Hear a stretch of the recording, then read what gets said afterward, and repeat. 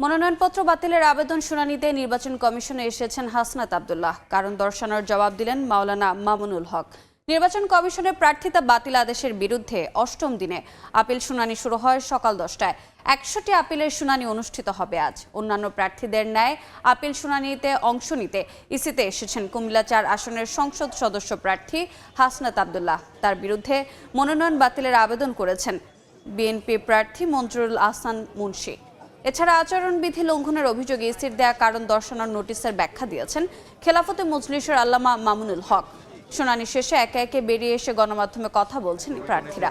EC থেকে মনোনয়নের বৈধতা ফিরে পাচ্ছেন বেশিরভাগ আবেদনকারী। বিভ্রান্তিমূলক একটা তথ্য বা সংবাদ প্রচারের মাধ্যমে মানুষের সামনে আমার ভাবমূর্তি ক্ষুণ্ণ করার চেষ্টা করা হয়েছে এবং আমাকে আমার নির্বাচনী যেই প্রস্তুতি সেখান থেকে আমার মনোযোগ ভিন্ন দিকে ডাইভার্ট করার চেষ্টা করা হয়েছে এবং নির্বাচন কমিশনের পক্ষ থেকেও যাচাই বাছাই না করে অথবা ন্যূনতম যোগাযোগ না করেই আমাকে শোকজ নোটিশ দেওয়া হয়েছে। এই মুহূর্তে আগারগাঁও নির্বাচন ভবনে আছেন সহকর্মী শাহিন আলম। সরাসরি যাচ্ছি তার কাছে। শাহিন, প্রার্থিতা বাতিলের বিরুদ্ধে আপিল শুনানির আজ অষ্টম দিন এবং আগামীকাল আপিল শুনানির মধ্য দিয়ে এই আপিল শুনানির যে কার্যক্রম সেটি শেষ হবে।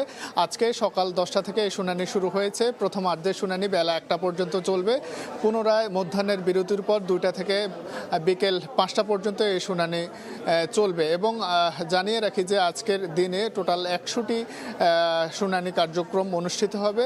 নির্বাচন কমিশনারদের এবং প্রার্থীদের উপস্থিতিতে এই শুনানি কার্যক্রমটি শুরু হয়েছে এবং জানিয়ে রেখে আজকে যে প্রার্থীরা উপস্থিত রয়েছেন তাদের মধ্যে অন্যতম কুমিল্লা 4 আসন থেকে সংসদ সদস্য পদপ্রার্থী জাতীয় নাগরিক পার্টির দক্ষিণাঞ্চলের মুখ্য সমন্বয়ক হাসনাত আব্দুল্লাহ, তিনি ইসিতে উপস্থিত আছেন। তার বিরুদ্ধে অপর যে বিএনপির যিনি প্রার্থী রয়েছেন তিনি একটি অভিযোগ এনেছেন, 2টি অভিযোগ নিয়ে এসেছেন এবং তাদের 2 জনের উপস্থিতিতে সেই শুনানিটিও অনুষ্ঠিত হবে এবং নির্বাচন কমিশন তাদের সেই রায়টি সেটি জানিয়ে দেবেন। পাশাপাশি নির্বাচন কমিশনে এসেছেন খেলাফতে মজলিসের আল্লামা মামুনুল হক, তিনি এসেছেন কারণ তার বিরুদ্ধে নির্বাচন কমিশন একটি কারণ দর্শানোর নোটিশ দিয়েছিলেন। তিনি নির্বাচনী আচরণ বিধি লঙ্ঘন করেছিলেন এমন একটি অভিযোগে সেই নোটিশটি তাকে দেওয়া হয়েছিল এবং কমিশনে এসে তিনি তার সেই ব্যাখ্যা দিয়েছেন। পরবর্তীতে নিশ্চয়ই নির্বাচন কমিশন এই বিষয়ে তাদের সুস্পষ্ট অবস্থান জানাবেন। আমরা আজকে 100টি আবেদনের শুনানি হবে। আগামীকাল যে 45টি আবেদন বাকি থাকবে সেটি সকাল 10টা নাগাদ শুরু হয়ে এবং 12:30টার মধ্যেই সেই শুনানিটি শেষ হয়ে যাবে।